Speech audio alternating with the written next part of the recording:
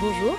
Aujourd'hui, on va parler d'un terme qu'on utilise peut-être un peu à tort et à crevers, la gastrite. Beaucoup pensent que c'est juste un mal d'estomac banal. Mais est-ce que c'est vraiment ça? Pour y voir plus clair, on est avec le docteur Fadi Benarmouche, qui est chirurgien. L'objectif, c'est de comprendre simplement ce qu'est vraiment la gastrite. Docteur, merci d'être là. Alors, pour commencer tout doux, la gastrite, c'est quoi exactement? Si ce n'est pas juste cette douleur au ventre qu'on peut sentir. Bonjour. Oui, vous avez raison, il y a souvent confusion. La gastrite, ce n'est pas simplement j'ai mal à l'estomac, c'est une inflammation. Une vraie inflammation de la muqueuse, la paroi interne de l'estomac, imaginez comme une sorte de revêtement intérieur qui serait irrité, rouge, enflammé. Ça peut être quelque chose de soudain, on parle de gastrite aiguë, ou alors ça s'installe, ça dure, c'est la gastrite chronique. Et le point important, c'est que cette forme chronique, eh bien, souvent, elle ne donne aucun symptôme. On ne sent rien. Ah bon? Aucun symptôme? Très souvent, oui. C'est pour ça qu'il ne faut pas confondre avec les brûlures d'estomac du reflux ou la dyspepsie, vous savez, ces inconforts digestifs un peu vagues. Pour être sûr que c'est une gastrite, la définition est histologique, c'est-à-dire qu'il faut regarder un petit bout de cette paroi au microscope. D'accord, il faut une analyse de tissu. Exactement. Prélevé pendant une endoscopie. Et parfois, cette inflammation chronique, à force, elle peut user la paroi, l'amincir. C'est ce qu'on appelle l'atrophie gastrique. Une inflammation, donc, bien spécifique et souvent silencieuse. C'est assez contre-intuitif. Mais alors, qu'est-ce qui la provoque, cette inflammation? Eh bien, la cause numéro 1, et de loin, dans près de 90% des cas, c'est une bactérie. Une bactérie? Oui, Helicobacter pylori. Son nom est un peu compliqué, mais elle est extrêmement fréquente. En France, on estime que chez les plus de 50-60 ans, une personne sur deux l'a, souvent sans le savoir d'ailleurs. Une sur deux. C'est énorme. Oui. Et dans les pays en développement, c'est encore plus, parfois 70-80% de la population. On l'attrape souvent pendant l'enfance, et c'est généralement lié, disons, à des conditions d'hygiène un peu moins strictes qu'aujourd'hui. Après, il y a des causes plus rares, par exemple des maladies auto-immunes. Auto-immune, c'est-à-dire? Ça veut dire que c'est notre propre corps, notre système immunitaire, qui se trompe et attaque nos propres cellules. Dans le cas de l'estomac, il y a la maladie de Biermer. Là, le corps attaque les cellules qui produisent l'acide et celles qui aident à absorber la vitamine B12. Et chose importante à clarifier, on entend souvent parler des anti-inflammatoires, de l'aspirine, de l'alcool. Oui, on dit souvent que ça donne la gastrite. Eh bien, en réalité, ces produits ne causent pas de gastrite chronique inflammatoire au sens strict. Ils provoquent plutôt des lésions, des sortes de blessures de la paroi, qu'on appelle des gastropathies. Ce n'est pas tout à fait la même chose que l'inflammation liée à Helicobacter ou à l'auto-immunité. D'accord, c'est une nuance importante. Donc, on a cette bactérie Helicobacter qui est partout et la gastrite qui est souvent silencieuse. On pourrait tenter de se dire, ah, bon, si je n'ai pas mal, où est le problème? Pourquoi s'en inquiéter? Quels sont les risques finalement? C'est tout l'enjeu, effectivement.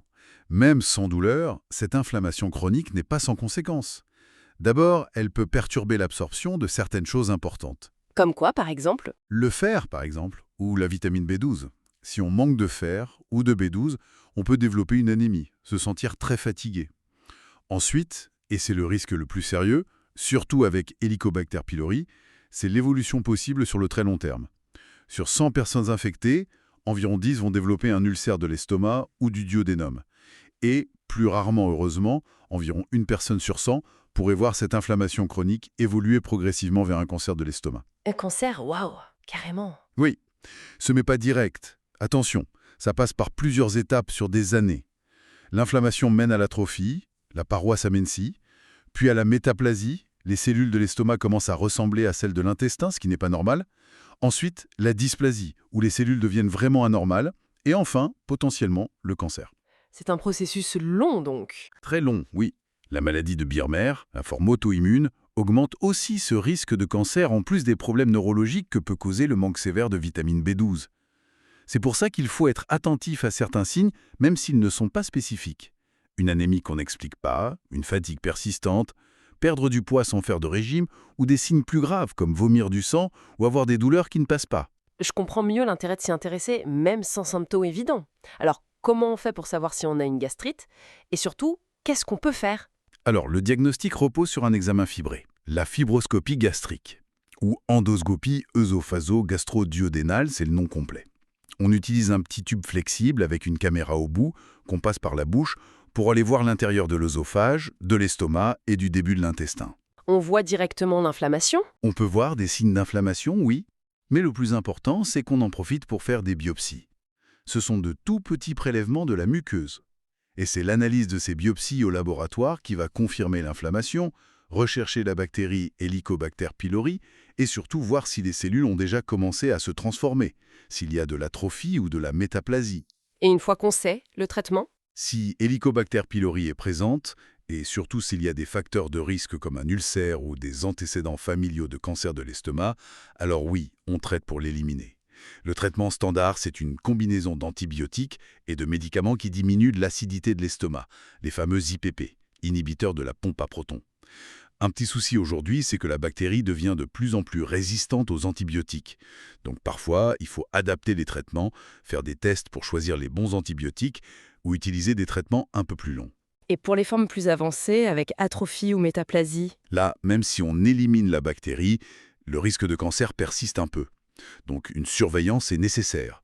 On recommande généralement une nouvelle endoscopie avec biopsie tous les 3 à 5 ans, pour vérifier que ça n'évolue pas défavorablement. D'accord. Et pour la gastrite auto-immune, la maladie de Birmer? Pour cela, on n'a pas de traitement pour guérir à la maladie elle-même, malheureusement. Donc la surveillance par endoscopie est aussi importante. Et comme le corps n'absorbe plus bien la vitamine B12, il faut la remplacer. On fait des injections de vitamine B12 et ça, c'est à vie. Merci beaucoup, docteur, c'était vraiment très clair.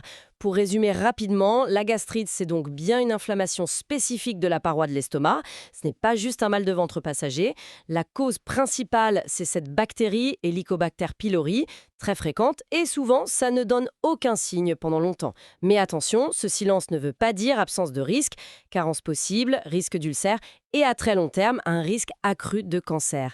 Mais heureusement, on peut la diagnostiquer grâce à l'endoscopie et aux biopsies, et la traiter, notamment en éradiquant la bactérie si elle est présente. C'est tout à fait ça. Et peut-être juste une petite réflexion pour finir. Le fait que cette bactérie, Helicobacter pylori, soit si présente, notamment après 50 ans, même quand on se sent parfaitement bien, eh bien, ça devrait peut-être nous inciter à voir la santé de notre estomac un peu différemment. Au-delà de juste calmer une douleur occasionnelle, il y a peut-être un intérêt à être un peu plus vigilant sur ce qui se passe à l'intérieur, sur le long terme. Une sorte de compagnon silencieux dont il faut quand même se méfier un peu.